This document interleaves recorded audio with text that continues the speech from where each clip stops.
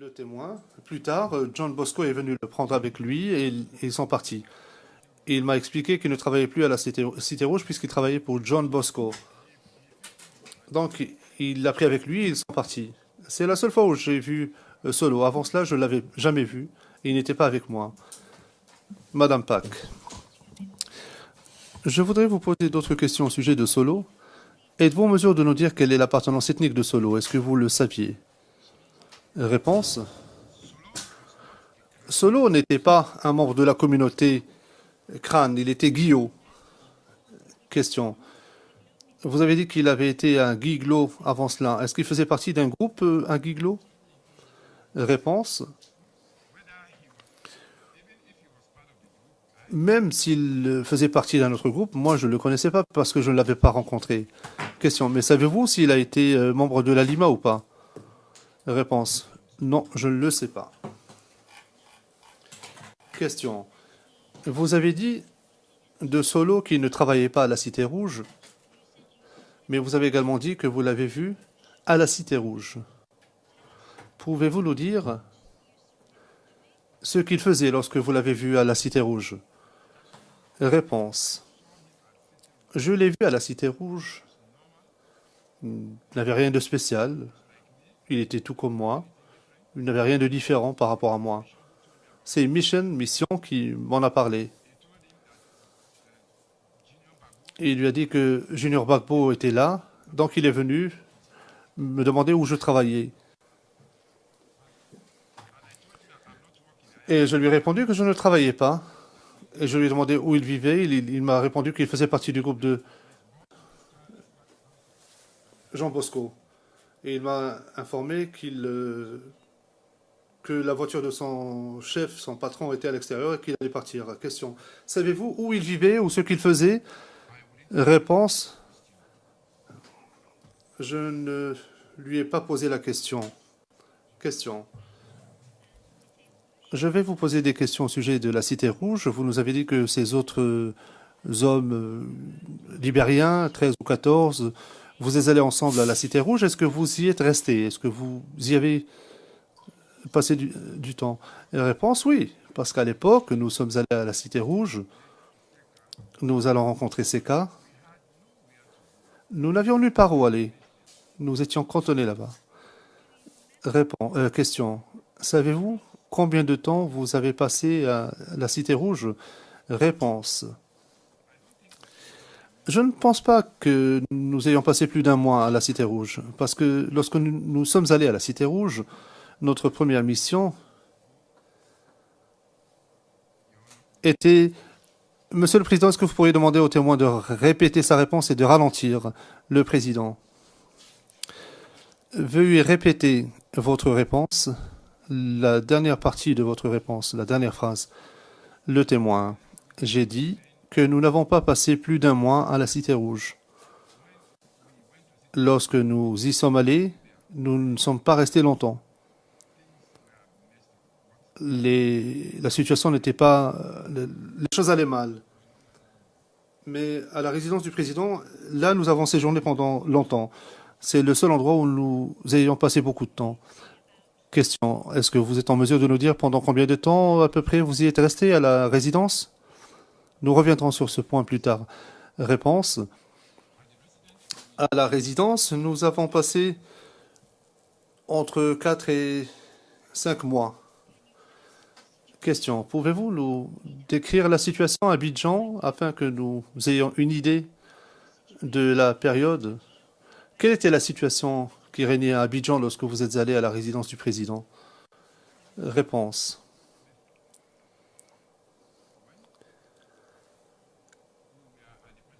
Lorsque nous sommes allés à la résidence du président, il y a eu une émeute. Des jeunes qui étaient contre le président, ils disaient que c'est Alassane qui devait devenir président et que Gbagbo voulait rester au pouvoir. Et il y a eu des émeutes. Après cela, il y a eu des combats. Question. Nous reviendrons sur ce point ultérieurement. Revenons maintenant à la Cité Rouge. Vous étiez en train de nous parler de KB et j'aimerais vous poser des questions à son sujet, sur ce que vous faisiez. Vous nous avez dit, en ce qui le concerne,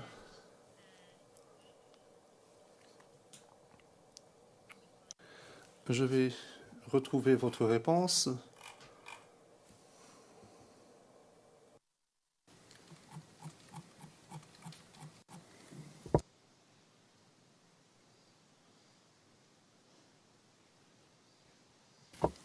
Now, you said at one point you went. Vous avez dit qu'à un moment donné, vous êtes allé en mission pour voir KB. Et j'aimerais vous poser une question là-dessus. Quelle était la mission?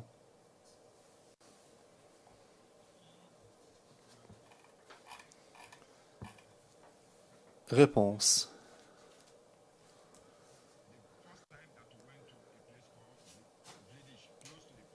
La première fois, nous sommes allés à un endroit près du port qui s'appelle Vidic. C'était notre première mission. Après le départ de KB, CKCK nous a dit que ces hommes connaissaient déjà le maniement des armes et s'il y avait quoi que ce soit dont nous avions besoin, il fallait simplement lui dire.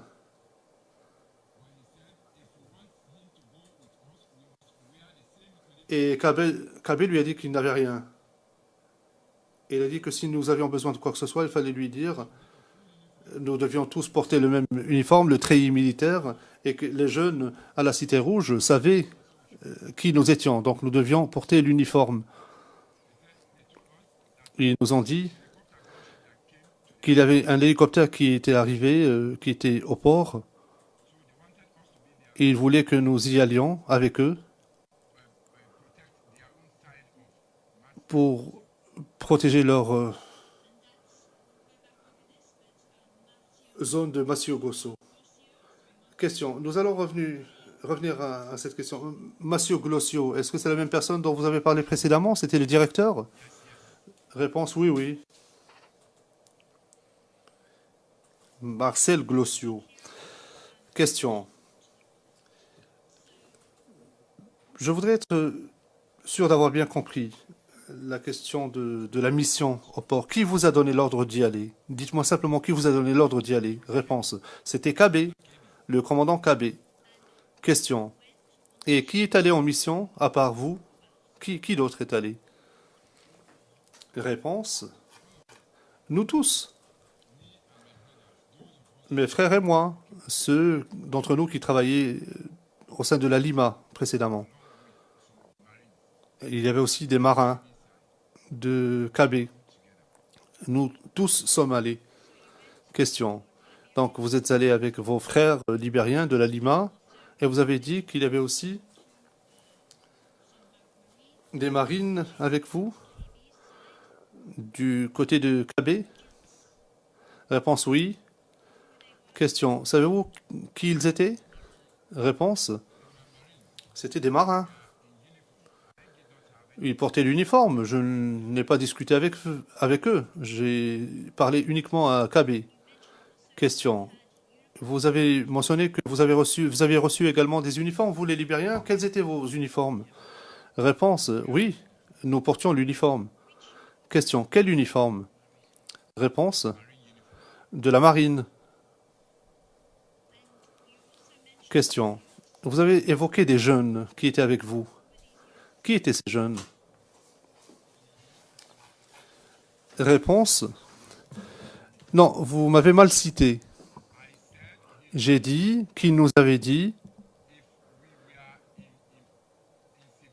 que si nous portions des tenues civiles, il considérerait alors que nous étions de simples jeunes ou que nous étions des étudiants qui avaient été récupérés sur le campus et qui allaient se battre. Il nous a dit donc de ne pas porter de vêtements civils, mais de porter l'uniforme.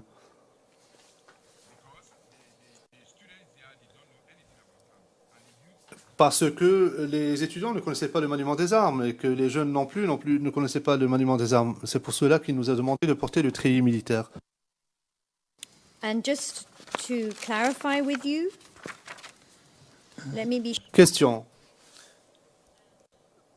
Je voudrais juste vous poser une question aux fins d'éclaircissement. Au sujet du groupe, ceux qui sont allés au port, et je vais vous demander de réfléchir. Le témoin, oui. Question. De vous rappeler votre entretien. Je vais essayer de retrouver la version anglaise de la transcription. La version originale porte la référence 0085 06 93 à la page 702.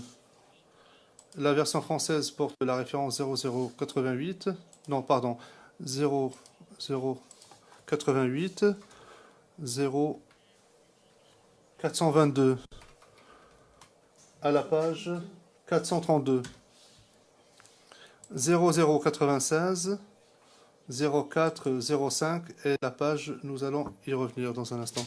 Le président, Maître Rocher, ce n'est pas une question que je soulève de façon systématique, mais je crois que dans votre directive relative à la conduite de la poursuite, de la procédure, vous avez dit que si la partie appelante veut faire référence à une déclaration antérieure du témoin, elle devrait d'abord demander l'autorisation de la Chambre. Cela n'a pas été fait, je n'ai pas soulevé d'objection. Mais, en l'occurrence, j'aimerais savoir quel est le but de cet exercice. Est-ce qu'il s'agit de contredire le témoin ou simplement de fournir de plus amples informations découlant de l'entretien? S'il s'agit de cette deuxième option, c'est-à-dire d'obtenir des informations supplémentaires, alors je soulève une objection. S'il s'agit simplement de l'opposer au témoin, à ce moment-là, je n'ai pas d'objection. Le président, je pense que le but est de faire ressortir des contradictions. Si le témoin est en train de dire quelque chose qui ne va pas dans le sens de ce qui a été dit par le passé, il peut être confronté à cela. Maître Rocher, oui, je comprends cela, mais je ne suis pas certain que ce soit le but de cet exercice de ma contradictrice. D'ailleurs, c'est pour cela qu'il est important de demander l'autorisation de la Chambre. Madame Pack, oui, je suis tout à fait consciente de cela. Par le passé, j'ai demandé l'autorisation, mais j'ai constaté d'après la pratique de la Chambre qu'il est permis de faire référence à la transcription sans demander l'autorisation de la Chambre. Mais si cela est obligatoire, je le ferai. Le président, cela vaut également pour la défense, parce que cela fait partie de la directive. Au paragraphe 43 de notre décision relative à la conduite de la procédure, il est précisé que vous devez demander l'autorisation. Mais je vous autorise à poser votre question. Mais il faut qu'il y ait une contradiction qui ressorte clairement de la réponse du témoin. C'est pour cela, et d'ailleurs ce n'est pas la première fois que je le demande, je vous invite à aller droit au but, citer le paragraphe et opposer-lui cette réponse pour montrer une incohérence ou une différence. Madame Pack, oui, c'est ce que j'ai l'intention de faire. J'essaie simplement d'obtenir la version anglaise. Le président, les choses ne sont pas toujours claires et c'est pour cela que Maître Rocher a soulevé à juste titre cette question. Il faut indiquer clairement qu'il s'agit d'une contradiction. Madame Pack, nous essayons de retrouver la page pertinente, mais permettez-moi d'être très clair, monsieur le témoin. À part ces deux membres des troupes de la marine et les Libériens, est-ce qu'il y avait d'autres hommes avec vous lorsque vous êtes allé en mission au port? Est-ce qu'il y avait d'autres hommes avec vous lors de cette mission? True, he's a commander. He have his own marine. Réponse. Kabé était un commandant, il avait sa propre troupe, ses propres hommes. Et nous avons demandé s'ils avaient besoin de notre aide et si nous pouvions les accompagner. Et parmi les 13 Libériens, moi j'étais le commandant de ce groupe-là. Aucun jeune n'a rejoint ce groupe. Ils étaient avec moi. Ils m'ont rejoint pour que nous puissions rejoindre Kabé. C'est la raison pour laquelle je vous ai dit qu'il nous avait dit de ne pas y aller en tenue civile. Il voulait que nous portions l'uniforme avant de nous autoriser à l'accompagner.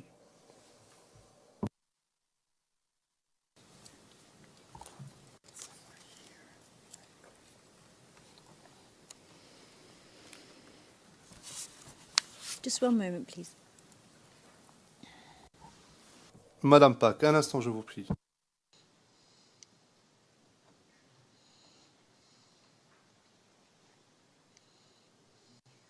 Okay. Très bien.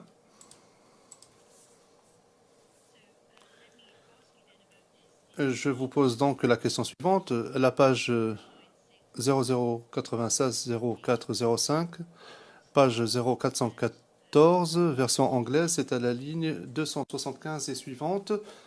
Et la version française, Maître Roger, pardon, je vous prie de m'excuser, je suis un peu perdu. Vous avez dit 0405, n'est-ce pas? Madame Pack. Oui, la page de garde est 0096-0405. Piste 2. Maître Rocher, très bien, je l'ai devant moi. Madame Pack, c'est à la page 414, ligne 275 et suivante, version anglaise, et la version française se trouve à la référence que j'ai indiquée, c'est-à-dire...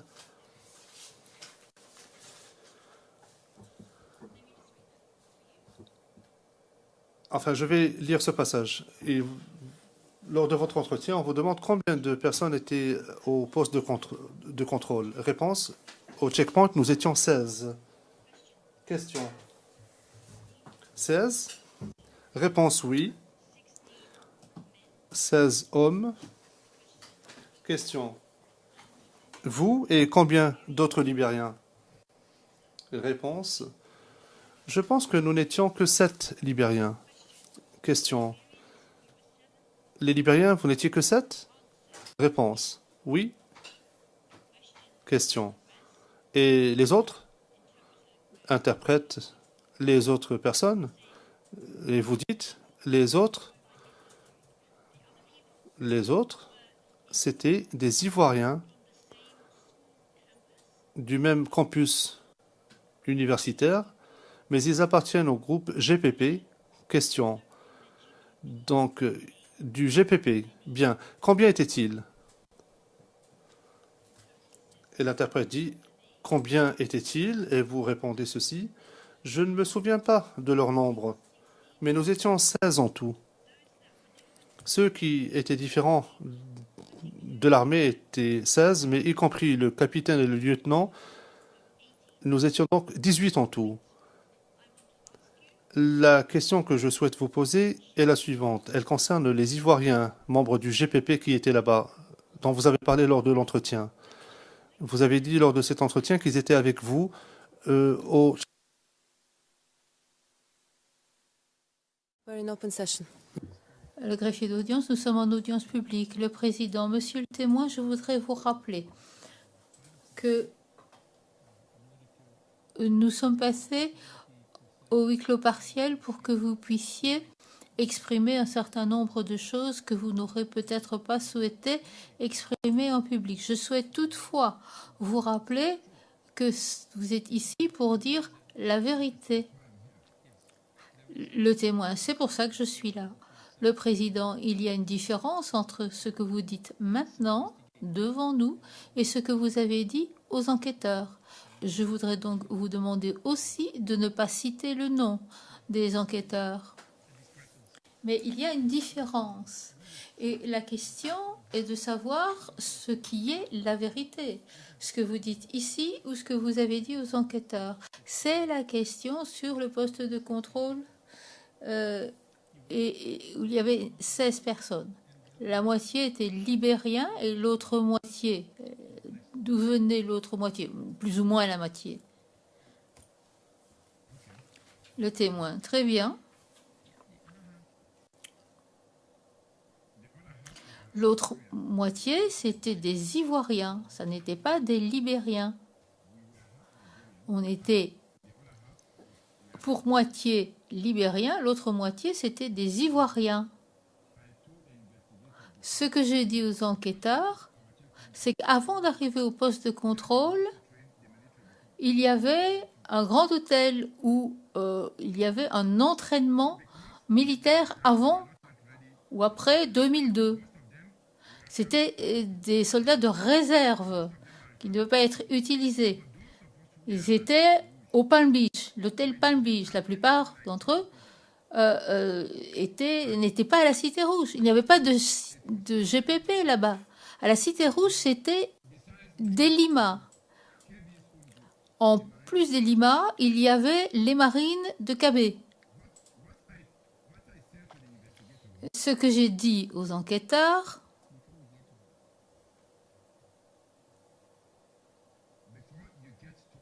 c'est que avant d'arriver à notre poste de contrôle, il fallait passer par le Palm Beach. C'est là qu'étaient basés les GPP, ceux qu'on appelait les GPP. Madame Pack. Alors, quelques questions sur ces personnes-là. Les GPP qui étaient basés au Palm Beach, comment saviez-vous qu'il y avait des GPP basés là-bas? Réponse. Non. C'est quand il passait par là qu'il le disait.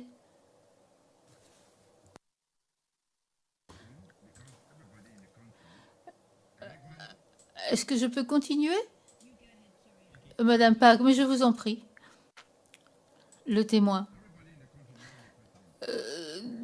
Tout le monde dans le pays aimait le président. Donc, quand on voyait des soldats en uniforme qui avaient des cartes militaires, ils commençaient à crier « On est avec vous, on est avec vous ». Alors, les gens disaient « Qui c'est ?» Et on répondait « Ce sont les GPSP ». C'est comme ça que ça se passait.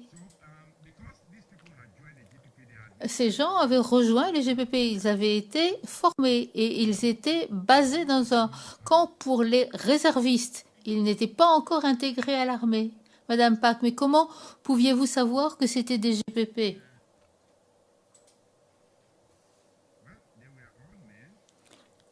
Le témoin, c'était des hommes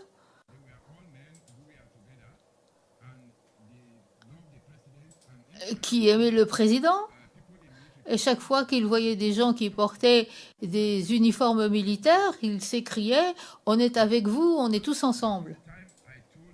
C'est sur ce moment-là que j'ai parlé aux enquêteurs des GBPT. Et j'ai dit « Je ne les connais pas vraiment, mais je les ai vus qui criaient à chaque fois qu'il y avait des uniformes et des véhicules militaires ». Madame Pack. Bon, revenons au poste de contrôle et à la situation là-bas. Vous nous avez dit un peu plus tôt que vous étiez commandant des Libériens là-bas, au poste de contrôle. Est-ce que vous étiez armé? Réponse, bien sûr, on était tous armés. Question, quelles armes aviez-vous? Réponse, des AK-47, c'est des armes légères. Madame Pack, vous avez passé combien de temps au poste de contrôle? Réponse. Parfois on y allait, on y passait la matinée et l'après-midi, on rentrait le soir, on n'y passait jamais la nuit.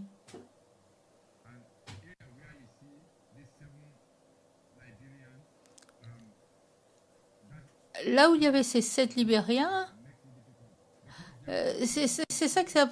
Là qu'il y a des problèmes, parce que parmi nous, il y avait des gens qui ne parlaient pas français. Donc,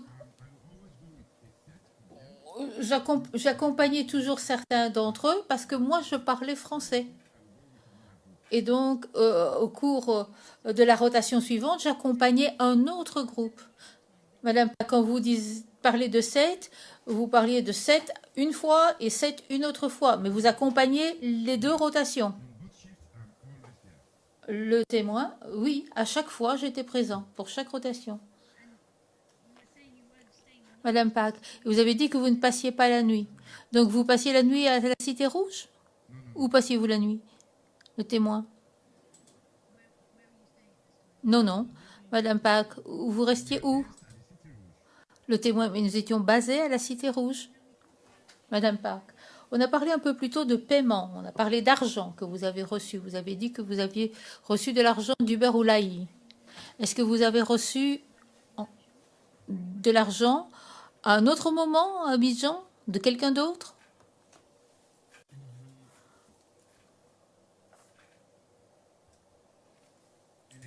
Réponse. Pour ce qui est d'Hubert Oulaï, je vous ai expliqué pourquoi j'y allais. Je vous ai dit qu'il m'avait donné 50 000 pour acheter de quoi manger. j'allais au ministère pour un rapport. Le ministre a dit qu'il fallait faire un rapport et que si les choses se passaient bien, il trouverait quelque chose à faire.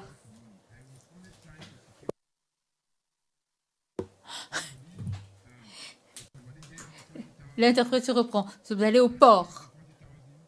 Alors, à l'époque, on me donnait 20 000, 40 000, ça ne posait pas de problème. L'interprète de la cabine libérienne demande à ce que le témoin ralentisse. Le président, je vous demande, quand vous dites à ce moment-là, de bien vouloir nous préciser quand exactement. Le témoin, c'était à l'époque où la Cité Rouge était en pleine émeute. C'est de cette période-là que je vous parle. Le président, mais quand exactement? Le mois, l'année? Le témoin, c'est au cours du mois des élections. C'était avant la publication des résultats.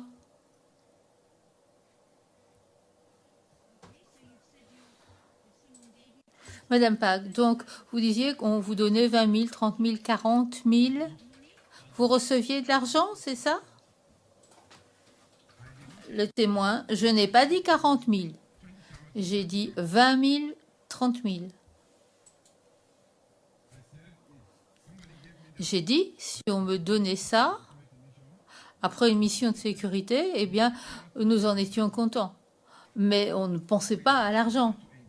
Ce qu'on voulait faire, c'était faire en sorte d'être protégé. Madame Pack, je ne vous ai pas demandé si vous demandiez de l'argent. Just if you get it. Je vous ai demandé simplement si vous en obteniez et de la part de qui. Je vous prie d'écouter ma question. Est-ce que vous obteniez de l'argent à ce moment-là ou pas? Réponse. À l'époque, j'étais avec KB. Alors oui, je recevais de l'argent de sa part. J'étais le chef. Il me donnait 30 000 et les autres 20 000. Madame Pack, à combien de reprises avez-vous reçu 30 000 de la part de KB? Réponse, à la fin de chaque semaine, je recevais 30 000. Mais on avait toujours des vivres, etc. À la Cité Rouge. Cet argent-là, c'était de l'argent de poche. À la fin de la semaine, on me donnait 30 000. Et les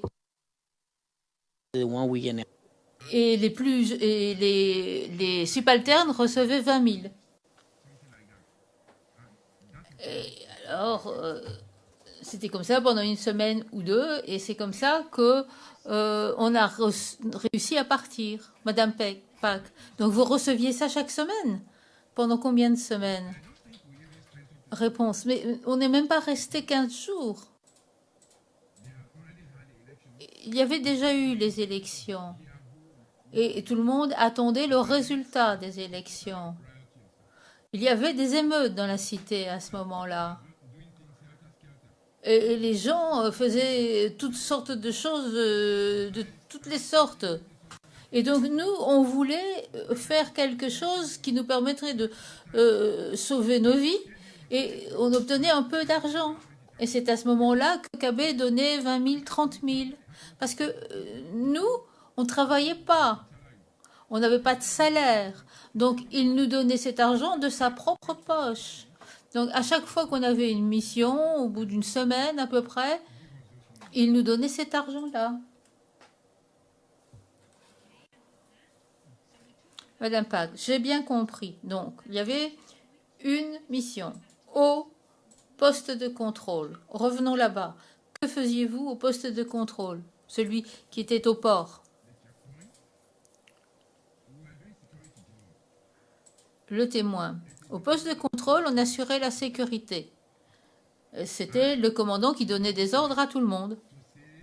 Moi, je n'avais pas le droit de dire qu'on devait faire telle ou telle chose. Il y avait des militaires dans le pays, il y avait une armée dans le pays. C'est lui qui était commandant. Donc, on nous disait de faire quelque chose et on le faisait. Au poste de contrôle, le commandant nous avait dit qu'il y avait des gens qui allaient inaudible et qui devait être arrêté au port. L'interprète libérien précise que le témoin marmonne et qu'il n'a pas pu comprendre. Le président, monsieur le témoin, vous n'avez pas été clair dans cette dernière partie de l'intervention et l'interprète n'a pas compris. Le témoin, je vais répéter. Madame Pack, vous avez dit que les gens allaient s'adresser à aller voir Marcel Gossiot pour l'arrêter, c'est ça? Vous pouvez expliquer? Réponse. Oui, on nous l'a dit, mais moi je ne le croyais pas. C'était le directeur du port. Il a une sécurité portuaire. Mais après la publication des résultats des élections, il n'a plus de service de sécurité. Donc, lui, il nous a demandé d'installer un poste de contrôle. Et quand les marines arrivaient, il fallait leur donner des documents pour qu'ils puissent entrer dans le port. Madame Pack, attendez, je voudrais bien, sûr d'avoir bien compris, vous avez parlé des marines français? C'est bien ça? Réponse. Oui, à l'époque, c'était les troupes de marine, les Français, qui s'occupaient de toutes les activités. En 4 ou 5 jours, il y a eu un convoi de troupes françaises qui sont arrivées au port. Ils ont encerclé le port et il s'est adressé au commandant français et il a dit que c'était les troupes de marine qui s'occupaient du port et qu'il ne voulait pas que les Français entrent dans le port. Et il a dit que s'il voulait quelque chose, il devait s'adresser à l'état-major avant de pouvoir procéder. Madame Pack, et qu'est-ce qu'il y avait au port? Réponse, je ne sais pas. Il m'a juste dit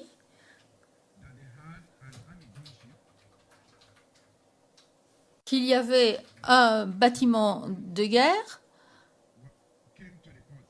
qui était arrivé au port et que les troupes françaises voulaient l'enlever à Gossiot. Donc, moi, je ne l'ai pas vu. On est allé là pour aller chercher quelque chose. Et on est allé au poste de contrôle. Mission, this was... Impact. Bon, vous parlez d'une mission, poste de contrôle au port, et puis vous avez dit que il y avait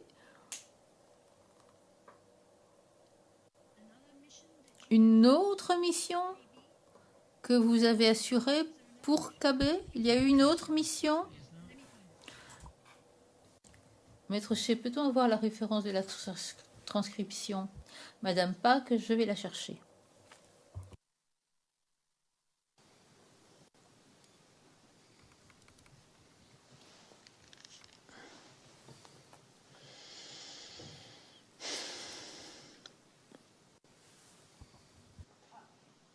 You use the word assignment.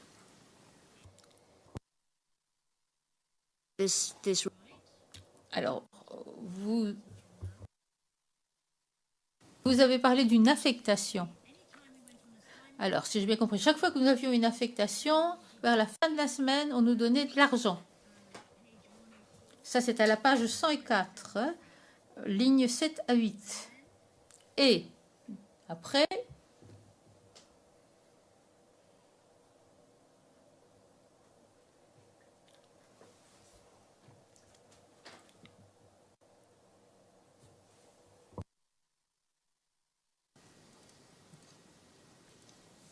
okay, so let me just ask you this question. attendez, je vous pose la question suivante. Maître Hochet a tout à fait raison de me reprendre. Est-ce que vous avez eu d'autres affectations en dehors de celle-là? Est-ce que vous en avez eu d'autres qui vous avaient été confiées par KB? Réponse. Non, rien d'autre pour KB en dehors de ce qu'il fallait faire au port. Ça a été fait pratiquement en 2 semaines Et dans la cité, il y avait, c'était instable. Donc on est revenu à la cité rouge. L'interprète libérien signale que la fin de l'intervention du témoin n'était pas claire pour l'interprète. Le président, il manque la moitié de ce que la fin de ce que vous avez dit, monsieur le témoin. Madame Park, je vais répéter ce que vous avez dit. Vous avez dit que vous étiez revenu à la cité rouge,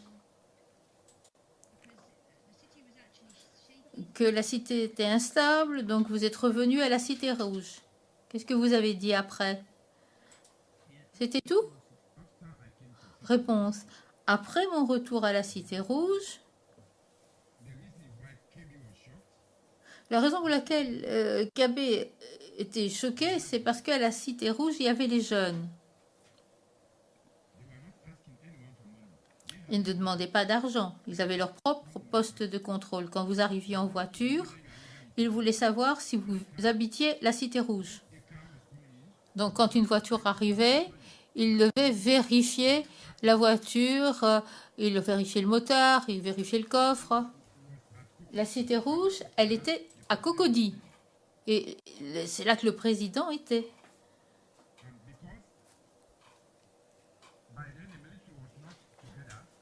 À ce moment-là, l'armée n'était plus rassemblée et plus personne ne savait quelle partie de l'armée était pour le gouvernement, quelle partie était contre. Donc, à chaque fois que quelqu'un arrivait, il fallait vérifier avec soin. Quand on est arrivé à la Cité Rouge ce soir-là, Kabé est entré. Kabé était à l'intérieur et à l'extérieur, il y avait des tirs. On entendait beaucoup de bruit de tirs. Après ces tirs, le jeune qu'on a rencontré là-bas nous a dit que, comme on était, il y a des gens qui étaient arrivés dans un pick-up officiel et ils ne savaient pas que c'était des rebelles. Et puis, ils ont commencé à tirer sur eux et ils ont tué 3 personnes. Et puis, ils sont revenus. Alors, moi, j'ai essayé de parler avec Kabé au téléphone, mais je n'ai pas réussi à en tirer quoi que ce soit. Et il ne m'a plus rien dit à partir de là. Madame Pack, je vais vous interroger sur ce point-là et nous allons procéder lentement au sujet des jeunes et du poste de contrôle et de la dernière chose dont vous avez parlé, les tirs. Alors, on commence avec le poste de contrôle à Cocody, là où il y avait les jeunes. Est-ce que vous saviez de quel côté étaient les jeunes, d'un point de vue politique? Réponse. Eh bien, les jeunes étaient pour le président. Alassane n'avait pas encore été déclaré président. C'était Gbagbo qui était président. Ils étaient de son côté. En Côte d'Ivoire, quand on parle des jeunes, on parle de Gbagbo. Peut-être qu'à Boaké, ça pourrait être quelqu'un d'autre. Mais à Abidjan, en Côte d'Ivoire, à Cocody, les jeunes, c'est Gbagbo. Les jeunes du campus universitaire étaient tous en faveur de Gbagbo. Madame Pack, donc, les jeunes du poste de contrôle de Cocody, vous les avez vus? Réponse, oui, oui. Avant même d'aller chez Uberoula, ils étaient déjà là. Toutes les voitures qui allaient à Cocody passaient par le poste de contrôle et les jeunes vérifiaient les voitures pour savoir s'il y avait des armes et des munitions. Après avoir vérifié la voiture, il fallait peut-être leur donner quelque chose, mais ils n'obligeaient personne à leur donner de l'argent. Ils procédaient à leur propre contrôle. Madame Pack. Bon, vous connaissez le poste de contrôle? Vous le connaissez parce que vous y êtes passé ou est-ce que vous y étiez aussi avec les jeunes? Réponse. Non, je ne suis pas allée avec eux. Alors, je vais vous dire les choses clairement. À chaque fois qu'on rentrait de mission, à 18h, Kabé nous reprenait les armes. On ne pouvait plus avoir les armes et les munitions. Il nous disait que c'était pour ces unités. Dans la Cité Rouge, nous ne portions pas d'armes. Nous portions des armes seulement quand on partait en mission au port. Madame Pack, les unités de KB à la Cité Rouge, elles portaient des uniformes? Réponse oui. Ils ne voulaient pas nous dire d'où elles venaient, ces troupes, ces unités. Ils arrivaient avec lui à la Cité Rouge le matin, elles étaient déjà en uniforme. Donc, on les retrouvait à la Cité Rouge, on les rejoignait, et puis on allait vers deux plateaux, et là, on se changeait, et nous, on portait également le treillis. Madame Pack, et ces jeunes, ils étaient dans l'armée ou ils portaient juste un uniforme? Je ne comprends pas bien.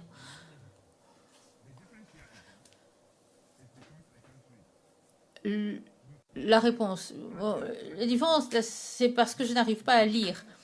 Mais ils avaient... l'armée régulière portait un nom sur les uniformes.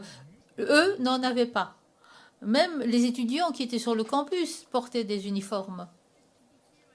Madame Pack, vous, là, je n'ai pas compris si vous alliez à d'autres missions, si vous alliez ailleurs que dans le port en portant le treillis. Vous avez dit que vous alliez à deux plateaux et vous portiez des treillis. Vous vous déplaciez toujours en treillis?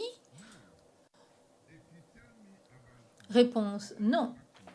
Bon, revenons sur deux plateaux. Là, je pense qu'on a un faux débat. Quand vous m'avez vu à deux plateaux, c'est lorsque j'étais en uniforme. Là, j'étais en uniforme à deux plateaux. C'est là que vous m'avez vu. Quand j'ai quitté la résidence, ma première mission, c'était à Patroussi. Là, je suis allée à deux plateaux, puis je ne suis plus retournée. Je suis allée à Seka. Et ça n'était pas l'époque de KB. KB, c'était le port. Après la mission au port, ils ont repris les armes. Madame Pack, je crois qu'on va parler de tout cela demain matin. Monsieur le Président, j'ai juste une question de suivi. Au sujet de quelque chose dont vous avez parlé un peu plus tôt. Vous avez décrit un incident où il y avait des tirs qui avaient été échangés. Vous étiez à la Cité Rouge et vous avez entendu des tirs. Qui tirait?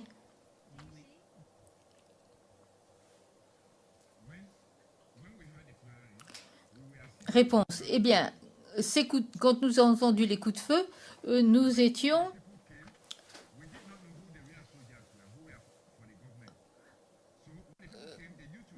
au port, à la Cité Rouge. Alors, moi, j'ai essayé de m'adresser à quelqu'un pour poser la question, mais KB n'était pas là et il n'avait fait aucun commentaire. Et nous, on a entendu des coups de feu. Donc, les jeunes nous ont dit...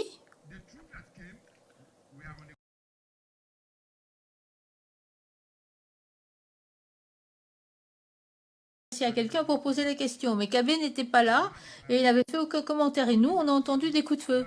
Donc, les jeunes nous ont dit que les troupes qui étaient arrivées étaient du côté du gouvernement, mais qu'elles avaient ouvert le feu.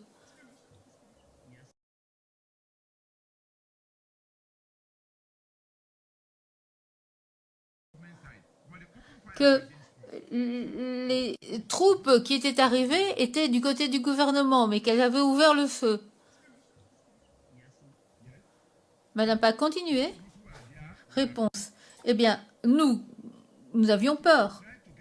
Donc, on a essayé d'obtenir le numéro de...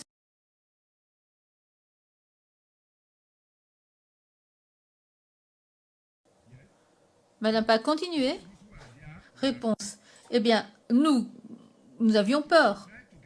Donc, on a essayé d'obtenir le numéro de Seka. On a essayé de l'appeler. Et on nous a dit qu'il nous rappellerait le jour suivant. Et Seka n'est pas arrivé à temps. Et les tirs ont continué. Et c'est à ce moment-là qu'il nous a emmenés à la résidence.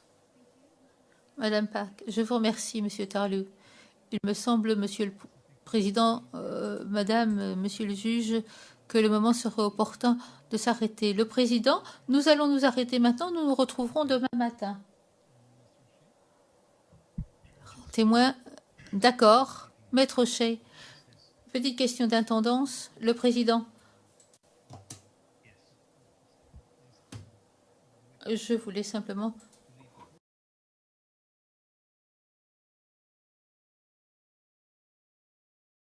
Le matin, vous voudrez bien le remettre à la défense. Au cas où vous auriez l'interroger sur ce point. Ça, c'est une chose.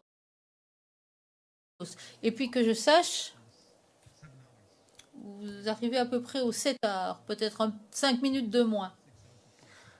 Hein, 6h40 minutes, me dit-on. 6h40 minutes.